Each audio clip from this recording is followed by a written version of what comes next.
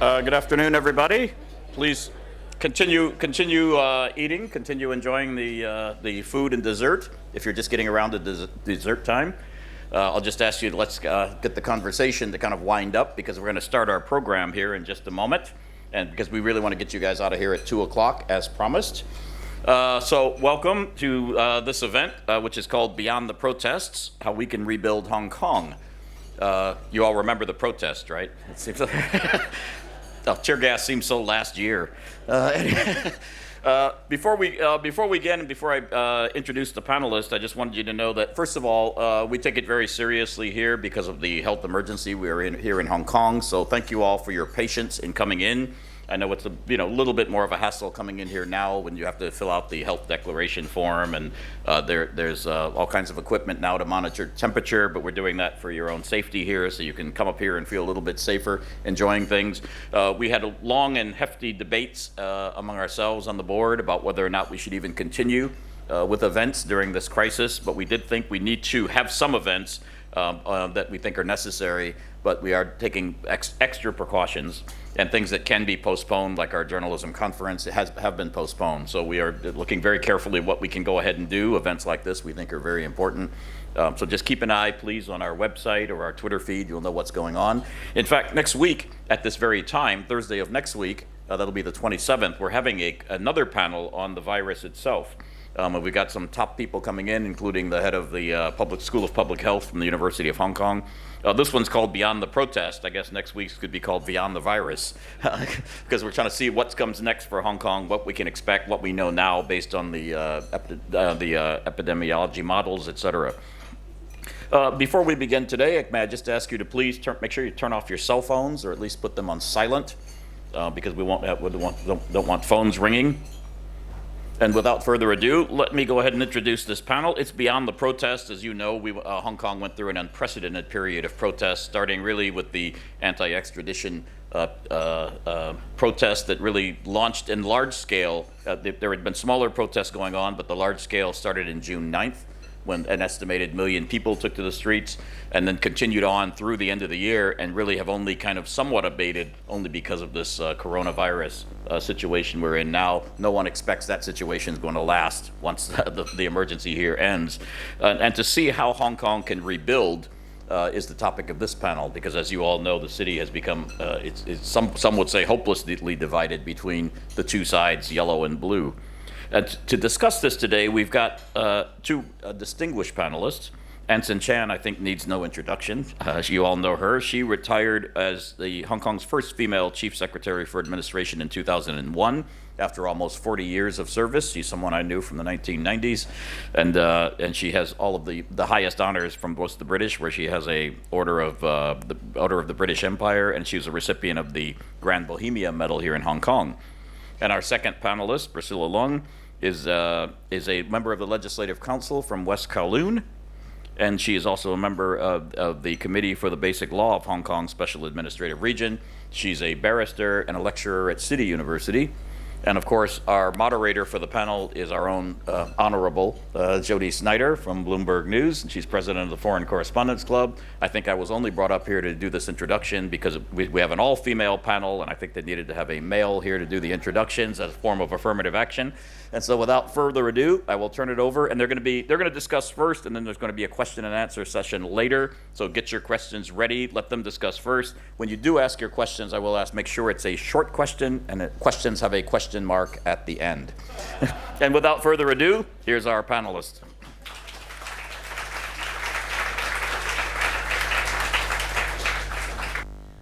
Thanks to Keith for that introduction, and thanks to all of you for coming. I know, again, as Keith said, it's a little harder to get in the club these days. It takes a little longer to get inside, but we're trying to do what we can to keep everybody safe, including our staff, which have been terrific through this whole situation. So, and thanks to our two panelists for coming today, especially given the situation here, and that they came and are talking to us today. When we decided to do this panel and announced it last month, we were looking at discussing how Hong Kong could be rebuilt and move forward after more than 7 months of political unrest. Little did we know that when we would be talking today, we'd be talking about another situation too. you know, obviously the virus and how that is politically, economically, and socially affecting Hong Kong as well with the disruptions. So I'd like to give both our panelists a chance to talk about where they see things in Hong Kong now, given these extraordinary events since last June, and what they think generally needs to happen to move forward. Is there an opportunity for dialogue, or are things even more stuck now with the virus than they were when we were just talking about the unrest? And Priscilla, do you want to take that question first? Okay. Will I have 20 minutes or just? No, you have just a few minutes. Oh, just a few minutes. Okay. Thank you. What I see is we do face big crisis. But crisis also gives opportunity because it forced everyone to calm down, to quiet ourselves, and to think what is happening to Hong Kong. And this crisis, both political crisis, livelihood crisis, and we need to deal with, and we cannot avoid it. So now is for the whole community, and we must come back, no choice. We have to consider it, we are one family. No matter how different we are, we need to solve this crisis together. Without this, Hong Kong cannot go on with what we are familiar with before. So this is how I see. We have to grasp this unique opportunity to think, to communicate, and to find ways for Hong Kong. And come back to one thing, and then first of all, we are in Hong Kong. Why we have one country, two system? We all want to have one country, two system, both before the handover, after the handover, and particularly, I believe, Anson is here, we want to have one country, two system after 2047. So that's why we have all these issues arising. And I believe fear is one of the deep-hearted root problem for people. For the first crisis we have not solved yet. Before the end of the riot, we come another crisis, is this virus. But we do need to address the fear of people, maybe existing across generations. And we do address that something happened, that the government may not have handled the public view as well as such a controversial, sensitive issue with enough wisdom. And then it escalates the fear. That may have stayed in people's heart. Different kind of people come to Hong Kong, you know, at different period. And the fear all came out together. That is how I see. And we need to address that fear. Is the fear really as how people see, like young people, like they think we are losing freedom? And how we see whether we would not have this one country, two system. We need to draw back while people are facing this virus crisis. In fact, it gives us time to think whether the reality does reflect the escalation of fear, which also escalate the reaction to violence and to some very radical group, they prefer to destroy Hong Kong in order to safeguard, they claim, that they want to uphold the freedom, the rights that they have. And my fear, or my concern, I don't use the word fear myself. In fact, my concern is if there is a mismatch of the problem and reality, the real issue and the reality, then it becomes a self-fulfilling exercise, which may not happen. So every one of us need to bring out what is your real concern. You want democracy, universal suffrage, or you want peace? You want to uphold rule of law? Why we have one country, two system? I believe the British government and Chinese government, both sovereign governments are very experienced sovereign to be very good counterparts of each other in the negotiation table. They know they want to keep peace for Hong Kong, stability, prosperity, maintenance of the existing system, and they want Hong Kong to do well from colonial times to post-handover time. And in the Basic Law, I do address that we can develop and evolve our political system because it was stated in the Basic Law. So it was the sort of some kind of agreement very clearly written in the Basic Law. Why do we have the Basic Law? If we don't want to solve the issue and the differences of huge political stakeholders, okay? At that time, it's UK and China. We want to solve that matter of Hong Kong handover peacefully by rule of law. That's why we have this Basic Law. So that's why I also finish, in the past 30 years, in fact, I always see Basic Law actually is a compromised law for compromised politics. What does it mean? So I'd like to give Anson a chance to discuss Okay. this question. Well, Sure. there'll be plenty more time to discuss it in various forms.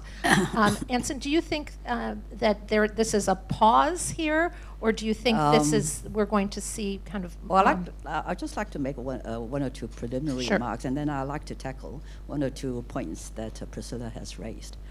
The coronavirus, unfortunate and unwelcome as it was, in my view, was a good opportunity for the chief executive and her team to restore their moral authority to govern. But unfortunately, the actual performance of the SAR government really lacked luster. Mrs. Carrie Lam remains her arrogant self. She doesn't listen. She doesn't appear to be encouraging her team to do what they're best at. Every single announcement seems to be made by the chief executive herself. So where is the team spirit? And if you do not encourage your team members to do what they're best at, of course they will shut up. And you give the general community an impression that you're just simply not up to it. Okay? Now, Priscilla says, we're one family. I'm afraid most Hong Kong people will not agree with you that today, after 7 months of prolonged unrest and unprecedented vandalism and violence, which I condemn, we're not one family. And the reason why we're not one family is that the chief executive and her team have failed to set an example of inclusiveness, of bringing in different parties, people with different political views together. Hong Kong today remains as polarized as it was after 7 months of prolonged unrest. And whose fault is that? Hong Kong used to be a very open society where you can hold different views without coming to blows. What has happened to that? Now, again, the chief executive has missed several opportunities to demonstrate inclusiveness. I'll give you one example. After the resounding success of the pan-democratic camp in the district council elections, you would have thought that the chief executive would reach out to the people's preferences and show some judgment in bringing them into the fold and saying, okay, how do we work together to improve governance and to deliver on what the community wants? What does she do? She ignores the elected members. She goes out of her way to bring in those who had lost the election. This is a direct slap in the face to the electorate of Hong Kong. So time and again, you miss these opportunities. Now, Priscilla, you pretend that one country, two systems is alive and well. I'm afraid, again, the bulk of the community would dispute that very, very strongly. Okay? When we talk about rebuilding, first of all, we need to ask ourselves, for whom are we rebuilding? We are clearly rebuilding for our younger generation, for our children and our grandchildren. These young people have laid their lives on the line. Why? Why have they done that? They've done that because they don't like what they see about the insidious chipping away of one country, two systems. It's no good, the government and Beijing pretending that one country, two systems is alive and well when the bulk of the community doesn't agree with that. And they're fighting to reclaim Hong Kong from authoritarianism and to build a society in which they can bring up their children. Okay? Now, we all know that the cornerstone of one country, two systems is what? The rule of law. But I'm afraid our understanding of what the rule of law is differs very, very much from what Beijing thinks the rule of law is. Beijing's rule of law is actually rule by men.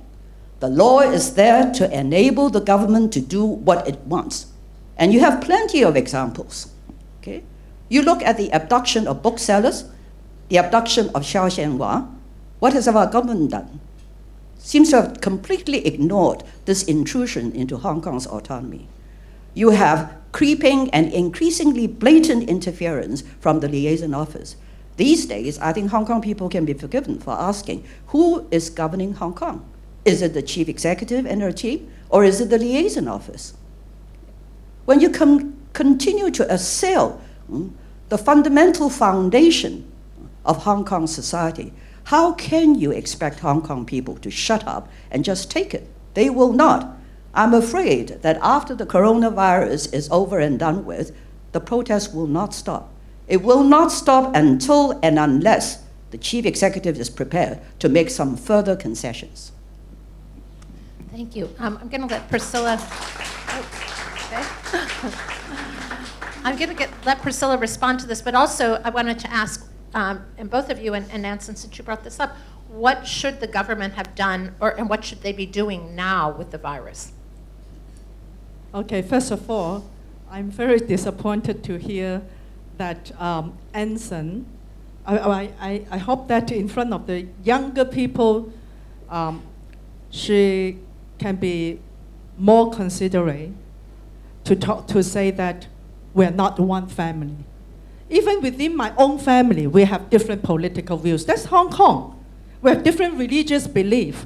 So when you say we're not one family, because of political difference, that's very dangerous, first of all. Secondly, we're now not sitting here to escalate hatred and hostility. I would like to call for the returning for the wisdom in those old days. If we think the political interests, I believe UK and China have much bigger political differences than we Hong Kong people before. But they managed to reach consensus because they know what they want, and they want to preserve Hong Kong niches, such as the thing that both countries also know Hong Kong should preserve. Like what I say, the rule of law, the prosperity, stability, the very, very strong competitive economic system, etc., okay? So I'm not pretending. Hong Kong is practicing a lot of aspects that are completely different from the one country. So unless you say, Hong Kong now, we don't have all this economic freedom, political freedom, we may not be able to say this here. So let us come back to the reality. Hong Kong is practicing one country, two system. And you go back to China. We do address the differences. That's why we want one country, two system, right? If you say now it's already one country, one system, then there's no issue. We do not need to continue.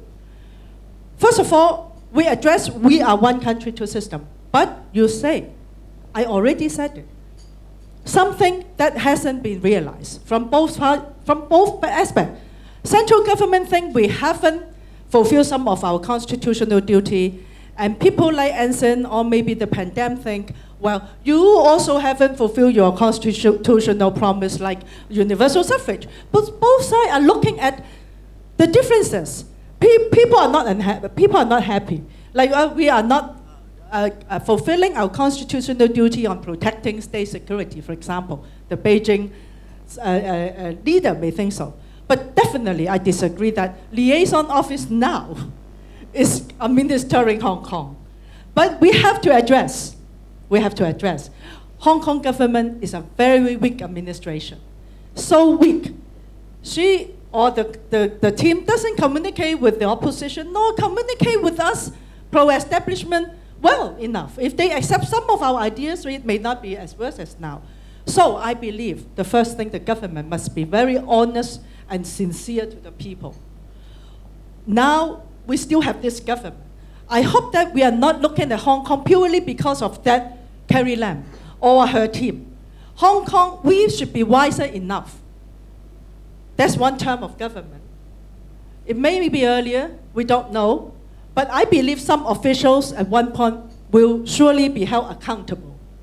So, if we only look at this weak of government, and then we destroy Hong Kong together by escalating hostility, encouraging the young people to say that you have firebombed to officers, you kill people by protesting, you put the Hong Kong High Court building on fire, and that's your dream.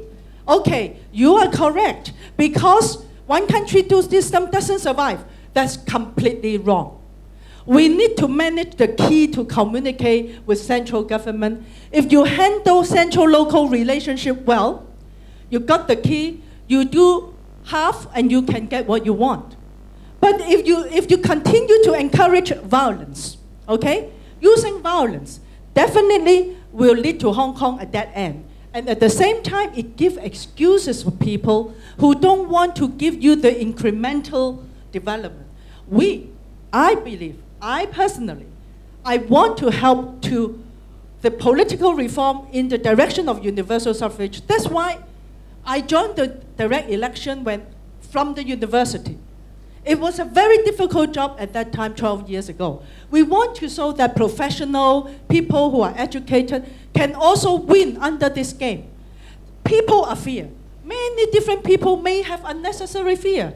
Central government may also have fear, right? You also always say they don't have enough trust to Hong Kong people. But we are talking about how to win trust to people. How can you win trust? Or, if a company, if you're the chairman, you want the CEO, if you could handle it well. They have too many problems to take care. Tibet, Mongolia, etc., right? But if we have so many problems, they need to look at you in detail. And that's the least thing we want, right?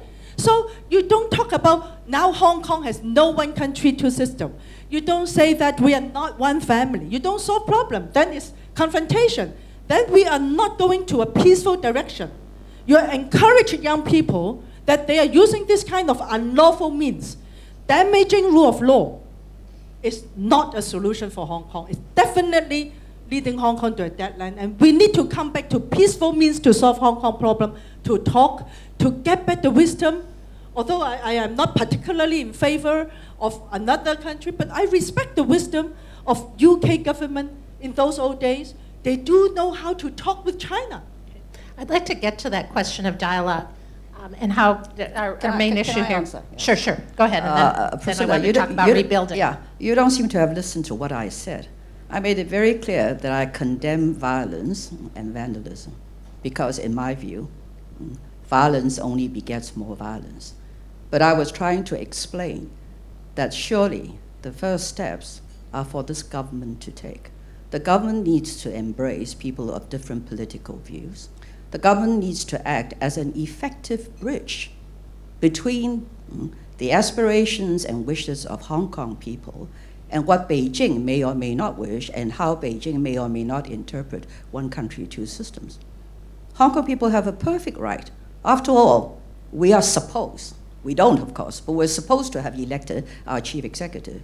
And naturally, we look to our chief executive to explain Hong Kong people's concerns and not to give the impression that every single move of her has to have the approval of Beijing before she can even make a move.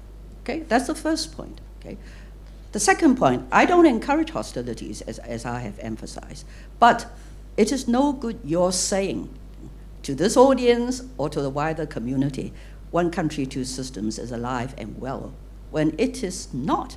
There are plenty of examples. Maybe we expected too much of Beijing. Maybe we expect too much that they would understand what the rule of law means, because over the years, Beijing has demonstrated they actually do not understand. At least they don't understand Hong Kong's version of what the rule of law is. So we need to close that gap. How do we do it? Surely, again, the chief executive has to be there. For example, there are very few people who are advocating independence. And yet, that subject has been allowed to be, as it were, the burning issue in the eyes of Beijing. We have all these Hong Kong people who are agitating for a revolution and independence. That's just not true. Why is the chief executive not explaining this to Beijing? You're right. Maybe some of it is our fault. Yes, we have a constitutional responsibility to enact Article 23. But as the chief executive herself have made it clear on many occasions, the time is not ripe for moving forward on Article 23. It's her own words. And quite frankly, she's right. At this stage, you need to move on Article 23 like you need an albatross around your neck. Okay? So first priorities. And the priority, first of all, as you asked us, is to see how quickly we can recover from the coronavirus. Okay? Again, why is the chief executive not listening when there is a popular demand to close all the borders? Okay? Everything seems to come too little, too late. Okay? I don't know when we will be over this coronavirus, but there is no doubt that it will take a heavy toll socially, economically, and politically. And somehow, the chief executive has to come forward with plans. Personally, I've come to the conclusion that there are little prospects of rebuilding Hong Kong until and unless the chief executive steps down or is removed by Beijing. Okay. I wanted to ask about rebuilding, and this will probably be our last chance for a question before the Q&A. So is there a chance for dialogue to try to heal some of these wounds? I think I know probably what your answer is going to be, given that you don't think it can be done unless Carrie Lam is out of office. But members of many of the communities in Hong Kong, business, legal, religious, academic, diplomatic, have expressed a willingness to try to reach out and move forward with a dialogue, even though it's difficult with the leaderless protest. But many have said that they won't do so, they can't do so without an independent investigation into the causes of the protests and also the reaction by the government and the police. So I'd like to hear from each of you, is there any possibility, and we're sort of setting aside, I guess, the virus here right now, it's after we get through the virus, is there any possibility for dialogue, real dialogue, to rebuild, or is it gone too far? And Anson, I'll start with you, and then we'll let you, Priscilla, have the last word on it. There always is an opportunity for dialogue. The question is whether the parties involved are prepared to sit down and genuinely listen to one another. But the attitude of Beijing and the SAR government seems to be, I know best. I am telling you that until and unless the protests and the vandalism stop, I am not in a listening mood. But unfortunately, you're facing some youngsters who see little hope, no hope for their future. They've spent months on the road, increasing, yes, nobody condones the increasing violence, but you have to understand where they're coming from. But these young people, a lot of these protesters are reasonable people. They don't want a revolution. They don't want independence. They just want Beijing to honor the promises about fundamental freedoms and maintenance of the rule of law that we all took for granted was enshrined and protected in the Joint Declaration and the Basic Law. But unfortunately, we see in recent years that it's constantly being eroded. Okay? So there are two immediate things, in my view, that has to happen.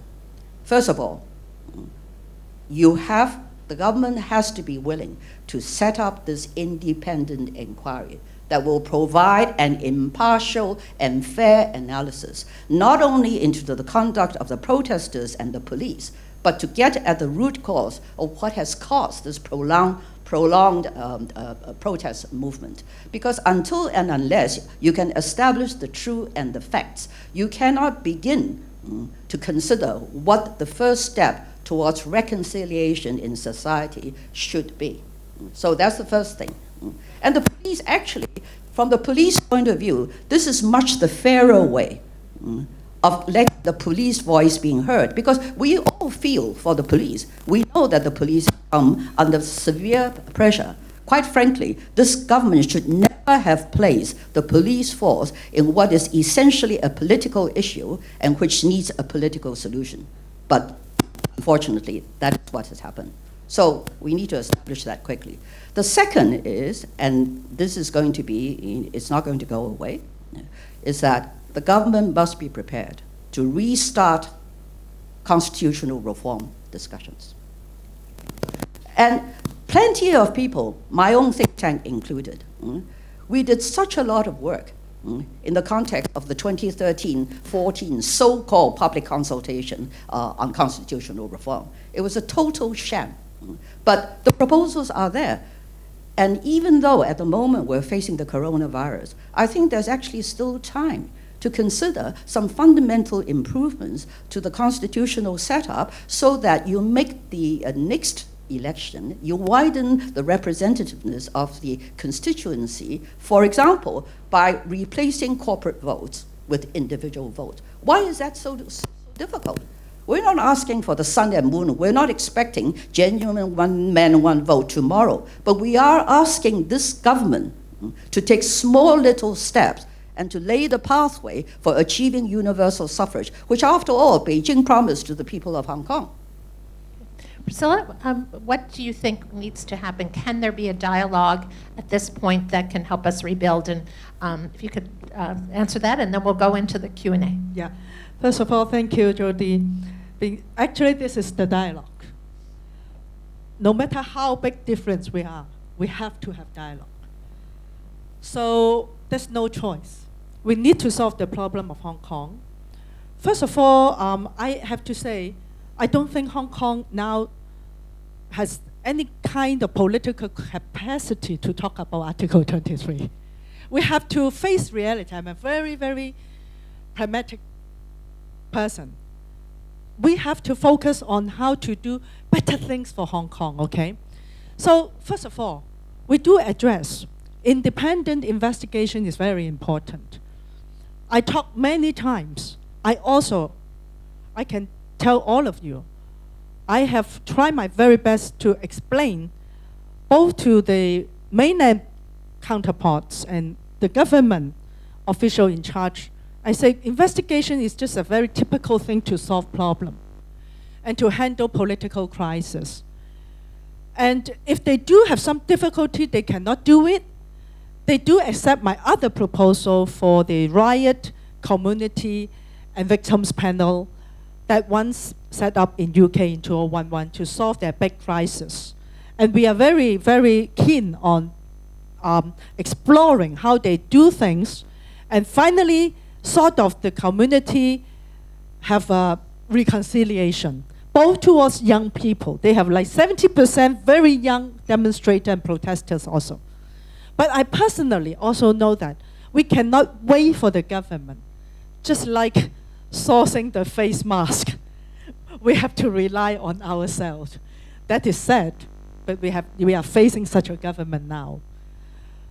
I proposed to set up an independent investigation select committee under Powers and Privilege Ordinance at the Legislative Council on November 27th.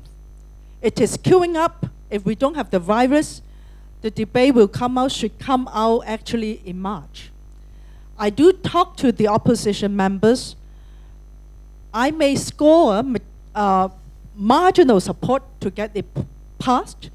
You know, PNP under Legislative Council is exactly enjoying the power to summon anyone we want to summon. I once asked for setting up a PNP select committee with summon power for Lehman Brothers. You check the record. I was the Legislative Council member in 2008. We investigated the Lehman Brothers case. And SARS, the Legislative Council also investigated SARS. I think Anson must remember.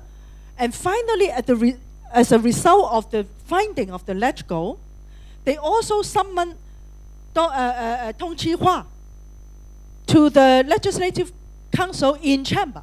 They respect the CE, but they actually call for the witness for CE in chamber. At the end, few officials have to go, right? So we can't wait for the government. The government committee that now the 5 demand mentioned is the COI. But in fact, PNP under Legislative Council, although time is short, but if we have 4 months, we will definitely do something. We can do something. And we cannot waste time at the legislature. That's why I try to convince Dennis Kwok. Please don't filibuster with this miscellaneous election of chairmanship. Come to give us time, because we can't wait for the government. Maybe the government one day will set it up, but too late. You said it, I share with this observation. We are also impatient with the government performance. And we also suffer. But she is still leading the government. What we can do, of course, I hope that at least for the virus case, they can be quicker. You know, they need people to push. But let us put aside how bad or how weak the government is. Let us see what we can do. And my saying is, I always believe that we should have social and political mediation among countries and within Hong Kong community. And Mary Parker is always my favorite saying. The world will be regenerated by the people who courageously seek, by whatever means, the methods by which people can agree. We don't stay with differences to solve and save Hong Kong. We need to learn to find consensus, no matter how different we are. Okay. Can I answer go ahead. that? Yes, please Okay. answer, and then we'll go I'm to all Q&A. for consensus. You ask what legislative members can do. Well, I suggest the first thing you and your colleagues in the legislature can do is to act according to your conscience and act according to the wishes of your electorate, which you patently failed to demonstrate in the context of the fugitive rendition legislation. Okay? I am all for consensus, but I'm afraid the proposal that you've made about relegating this task to the legislature is not a solution to having an impartial, independent inquiry for one simple reason, and that is the legislature as it is currently constituted, with the pro-Beijing party in the majority and willing on more occasions than not to do the bidding of the government, there will not be any trust in such an inquiry. Okay, if you could answer that really quickly, because I do want to get to some questions. Okay. One, I think since 2008, I became a legislator. The pro-establishment is sort of in the majority, but we set up few PNP in those old days. Lehman Brothers case is one of those, very successful. We investigate, we work together. I work together with long hair. We investigate, we summon people, we call all the concerned officials. So Legislative Council always works such a way. We do have split in political opinion, but once we come to PNP, we act in accordance with our role. So we all know. How can you know we will protect the government? We may be more angry with the government than you think. So I already said we hope some officials will be held accountable, and at least some kind of thing after investigation, those who should be held accountable, they get accountable. All right, we have time for some questions. If you could, first of all, ask it as a question. We don't have a lot of time, so if we could avoid speeches, and identify yourself and your organization, your affiliation, if you have one. Yeah, right here in front. Tarek Dennison, GFM Asset Management.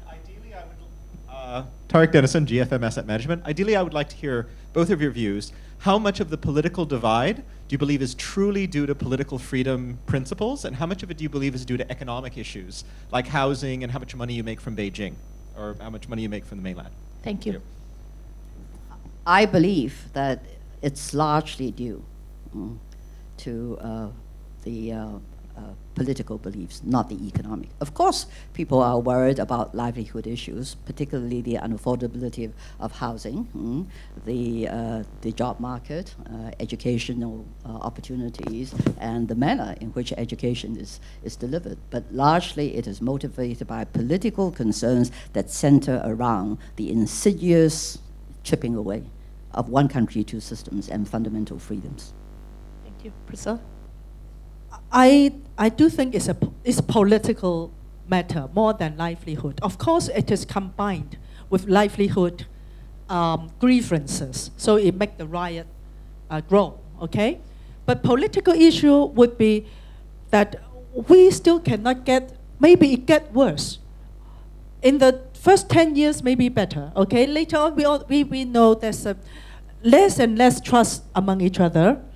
And then we fail to find an equilibrium between central and local relationship. And that I think we could, if we put aside some kind of unnecessary difference. As I said from very beginning, fear is one of the issues across generation. You know how people come to Hong Kong. We are a city of migrants. 1920s, 1949, 1978. So people do come here out of fear, and then the younger generation. But I think we should have a big talk in the community. Although it's difficult, you don't wait for the government. Don't ask the CE to go out to reach out to talk with the community. I do think they now lack confidence. That is something. I agree with Priscilla. I think restoring trust is going to be one of the great difficulties, particularly trust in the police force. And yes, we have to find ways and means of communicating and addressing each other's concerns. But I mean, I'm an eternal optimist. And if we have good leadership, then yes, we can look at the prospect of restoring Hong Kong and allowing Hong Kong to move on and providing a future for our younger generation. Okay, we had a little bit of agreement there. Yeah, Florence? Thank you. Florence de Changy, reporting for Le Monde. Thank you very much both for being there. And thank you, Ms. Leung in particular, because we tried to have you for a few years, so it's great to see you today. First of all, to you, the question, was there, in your view, some political concerns in the relationship with Beijing, in the decision, or the reluctance, rather, to close the borders, because it never happened before, and in a way it highlighted how different Hong Kong is from the rest of China. And then I would very much like to hear both comments from both of you on the appointments of Mr. Xia Balong in Beijing and Liu Huining in Hong Kong. What does it mean in terms of the relationship between Hong Kong and Beijing? Thank you. Thank you. Anson, you want to start? Mr. Xia has a reputation of being a hardliner. I think it's actually too early to say which way he is likely to move. But I hope this new head of the liaison office will be somewhat more pragmatic. I underline the words pragmatic than his predecessor. I hope also that he will realize that the best way of ensuring one country, two systems, and let's face it, maintaining one country, two systems is good not just for the future prosperity of Hong Kong, but is also good for our country as a whole. So the question is whether Beijing will allow the liaison office to keep their hands off the administration of Hong Kong. If you look at our basic law, in which Priscilla places such trust, the basic law makes it quite clear in black and white. No central government organ stationed in Hong Kong may interfere in the internal administration of Hong Kong, which is the responsibility of the chief executive and her team. So why are we seeing this increasingly blatant interference? So the first thing the liaison office can do for the good of Hong Kong and the country is to not interfere, so that the chief executive can get on with running Hong Kong as she should. So I think it remains to be seen. I'm very willing to give Mr. Xia a chance to prove which way he is likely to maneuver. But I can predict that if there continues to be interference, and if members of the legislature, the pro-Beijing camp, continues to have to look to the liaison office for their every move, then it will not all go well for Hong Kong, and it will not enable Hong Kong to be rebuilt. Okay, Priscilla, would you like to answer? First of all, it definitely revealed that central authority has to review the situation of Hong Kong, okay, after change of the top personnel in charge of Hong Kong, Macau matters. So this is the only observation I can say for the time being. For us, I believe all of us should, including myself, especially government, we really need to be humble enough to see what mistake we might have done, both sides. I hope that it should be from both sides to see whether we can find a way out. If the first thing is, even to the central authority, sincerity is very important. Don't use too much speculations. From my understanding, China really want to preserve one country, two system, because first of all, of course, it's from ancestors, right? They inherit it. Secondly, the best thing is for China to prove that both capitalism and socialism can coexist and can do well. So you have to use a way that they know you are not trying to harm Hong Kong, or you remember, they're always emphasizing, don't damage the country, don't damage the interests of Hong Kong. But if you do vice versa, they are also reading media. If they only see firebomb, it will make things counter fire. You backfire yourself, okay?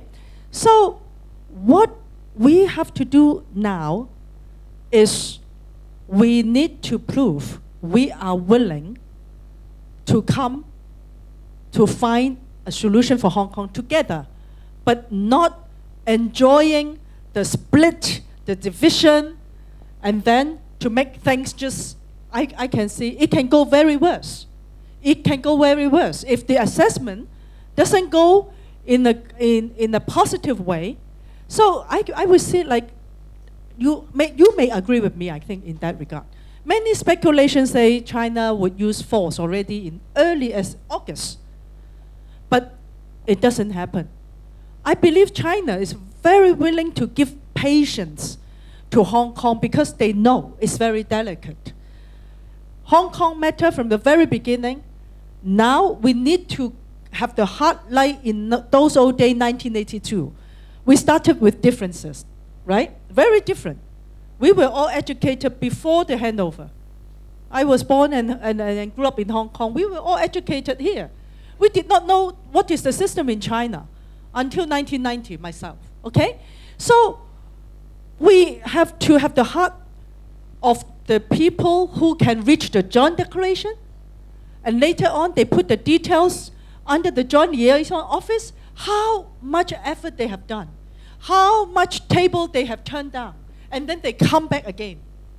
We don't flip the table, and then you come back. Face is not an issue. Face is not an issue in politics. Also, face is not an issue in, we have to uphold the best interest for Hong Kong.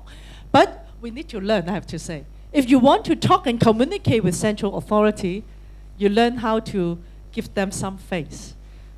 Save face, but you get what you really want, right? I said you want democracy, you want universal suffrage, but you demonstrate that this kind of democracy is combined with violence. Then you scare them away, right? So you tell the young people, I'm not saying you are that. I know, I read, yes, I am a very fair person. I read your comment.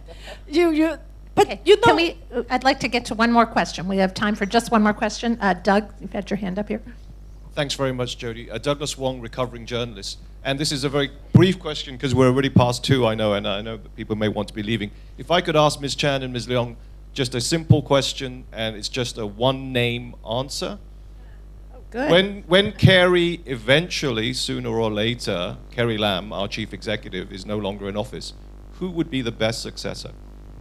Okay, you want to take that? I won't name names, but I think it depends largely on whether Beijing is prepared to have a little bit more confidence in its own leadership and not use the sole criteria of loyalty in selecting the next chief executive. If they're prepared to allow, to trust the wisdom and pragmatism of Hong Kong people to elect their own chief executive. In other words, somebody who has credibility, standing in the community, who can act effectively as a bridge between Beijing and the Hong Kong people, then I'm sure there are several candidates. But first of all, you need to decide what the ruling criteria is going to be. And Priscilla, what is your thought on that? You know, it's too sensitive to say name. But I think the criteria must be a person that's able to communicate. Because under such differences in Hong Kong, we need person who know the need to communicate. That's the first thing. Secondly, I think we come back to the original intent for Hong Kong. A person that can keep Hong Kong prosperous, stable, maintain the existing niche, and be happy. People are happier, right? And you don't want to lose your freedom. We should work hard how to guard the bottom line of one country, two system, Anson. I think you also have a lot of influence. If we could guard the bottom line very clear.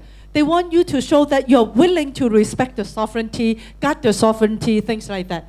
And if you say that is only a very radical minority, you tell them. Why not telling them? Getting back some kind, at least, less speculation, more confidence that, well, we opposition also, we accept one country, sovereign, and then we just want to preserve two systems. You don't combine and put a mix with this violence and independent voices, pro-independent forces. It now get a mix, you know. People assess Hong Kong is just so mixed up with all these things. And I feel sad and I'm concerned. I think we need to make things clearer. Okay? Things you don't like, put it aside and telling people that we just want this and that. This thing, we are willing at least to tell the young people, you don't use this tactic, okay? Let's come back to this mainstream. I don't think, Doug, So, you get Priscilla, your names of... can I just say yes, one go more? ahead. You didn't So, get your Priscilla, names. Can I look to you to reopen my channels of communication with Beijing? I would welcome that.